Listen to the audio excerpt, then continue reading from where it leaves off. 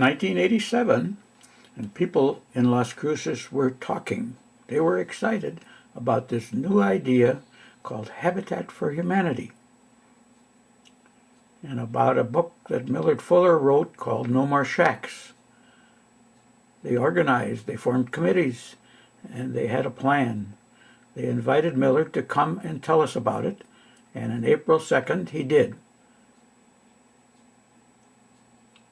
He came to the social hall of St. Paul's Methodist Church and spent a day telling them about Habitat and how to form an affiliate.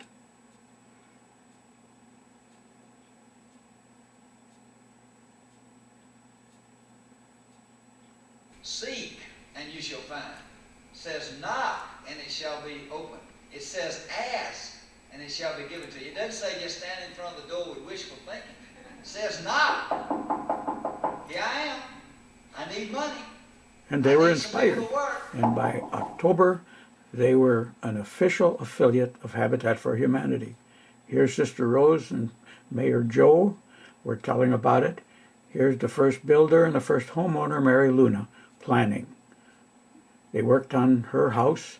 30 people came the first day. And by December 26, they were ready for dedication. Then they finished another house for a family that needed help, and a third one for the Alfaros. And here's Marlo Jasper telling about the theology of the hammer. Tom Smith helped supervise building the fourth house. And when that was done, they were ready for dedication. Alice Ward was president and master of ceremonies.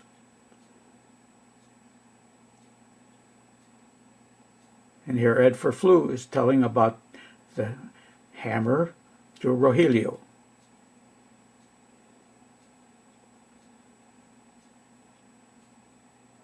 The theology of the hammer, as Millard explained it. And the first plaque from Evelyn Flowers to this family. They were raising money, trying to tell people about Habitat, ready to build the next house for the Enriques. And on St. Patrick's Day, they framed the whole house at 1431 Corbett. The next house was down in the country. The dedication, and once more a plaque from Evelyn Flowers.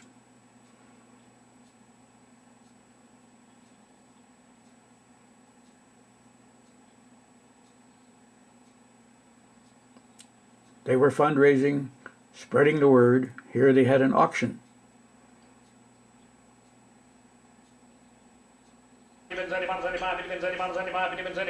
Alice was president, inspiring people. Here was a walk to publicize Habitat, and a dance with a big band of the Rio Grande playing. Houses were built on California Street in Arizona.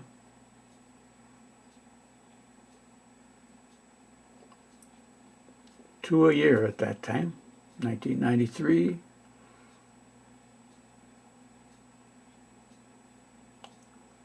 And then the Oregon Street Miracle.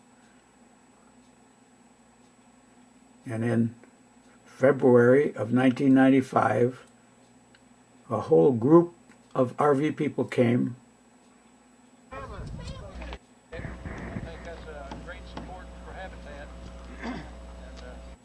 Habitat for Humanity and Dunyana Savings Bank. Over 20 trailers, and they framed in and enclosed 6 houses in 2 weeks.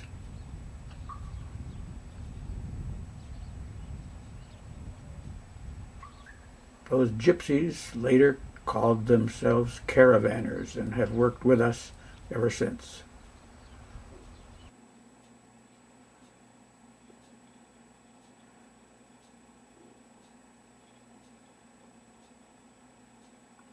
And one of these houses was featured on the Parade of Homes that year. And later that year, we started the office warehouse.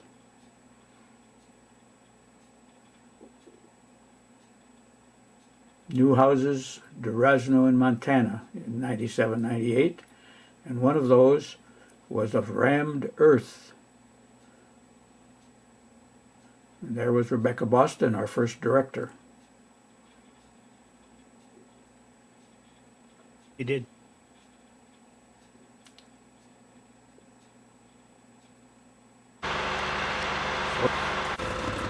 Here is how you do rammed earth construction. And that house was featured on Parade of Homes that year. Around the corner, students from Missouri helped us shingle. And then next to that, Target Company sponsored a house and sent their people to help us build it. And next to that, the high school students built, and Habitat provided the homeowner, and the homeowner helped. There's Josie insulating her house.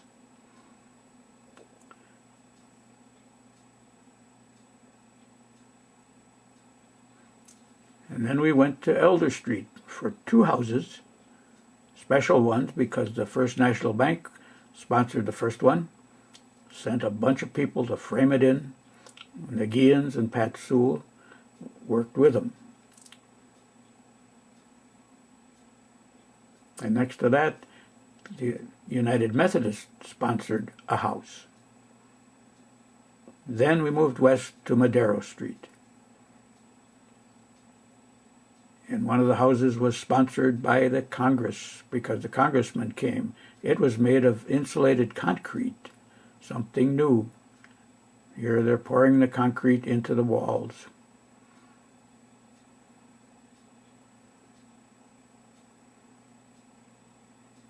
These were the houses on Madero Street.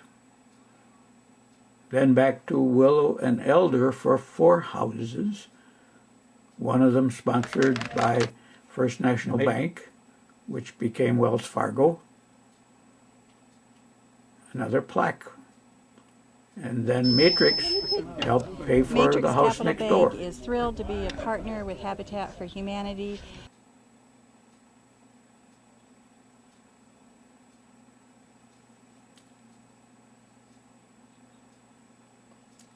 Men's Club of St. Andrews helped shingle one of those houses.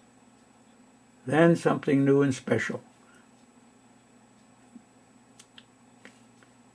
The idea of pueblitos. A whole cornfield was turned into a spot for 15 houses. With cooperation from the city, who put in the infrastructure, Habitat was able to get 8 lots.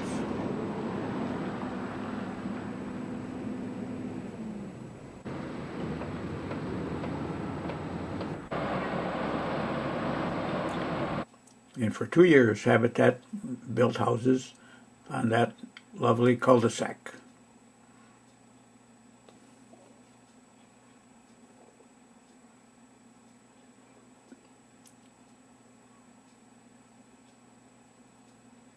There's the start of the first house for Habitat.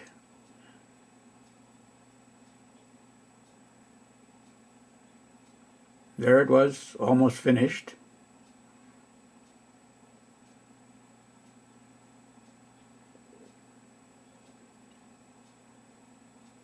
And there it was with the family living in it, enjoying it.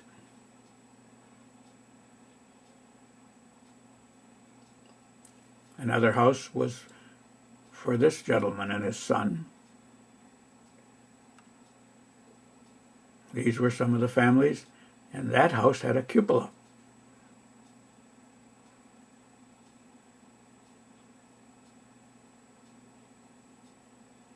Moving in. And the dedication, Governor Richardson came to help. Next year, more houses round the corner on Palmer Street. First Baptist Church sponsored one. There was Harvey and his dog. And Martine got 1,015 hours. Yeah. Wow. And This was the Baptist house.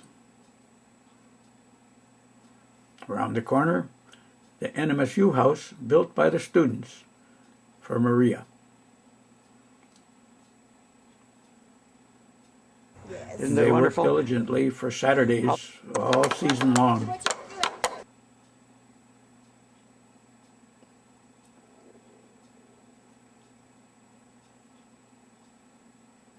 And finally, at dedication. Exciting. More houses on Palmer.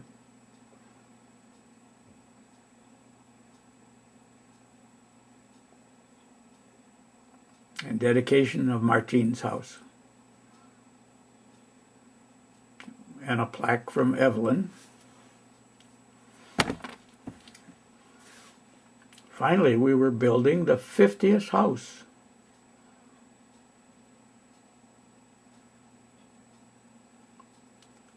Along with several others. There was Don Carter and the homeowner Margaret.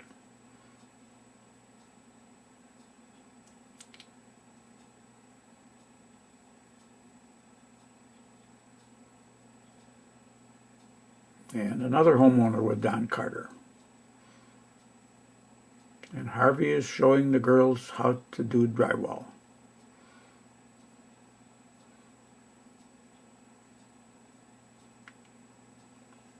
That year we dedicated the 50th house, along with several others.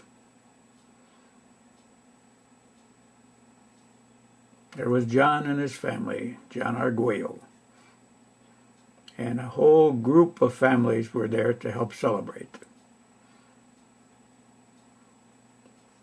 And another house by the students, this one on Pinon, and Mark Hammersmith was the leader of that house build.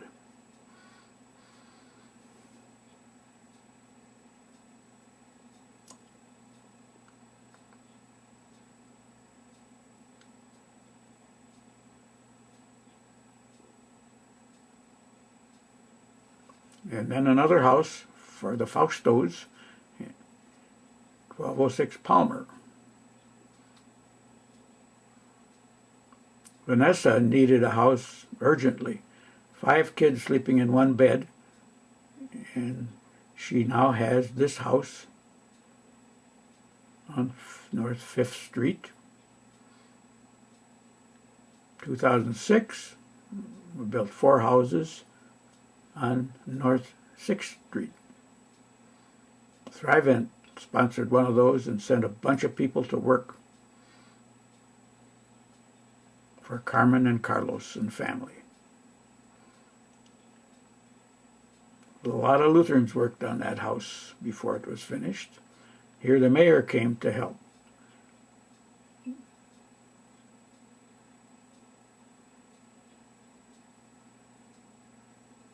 And at dedication, John is there offering advice.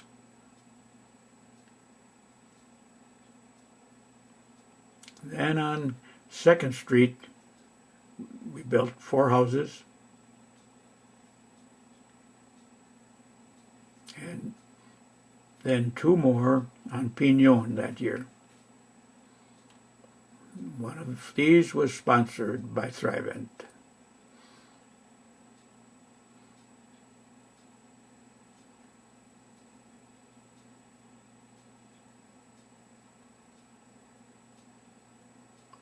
And this is how they looked when they were finished. And we'll show you some of the Habitat houses for 20 years.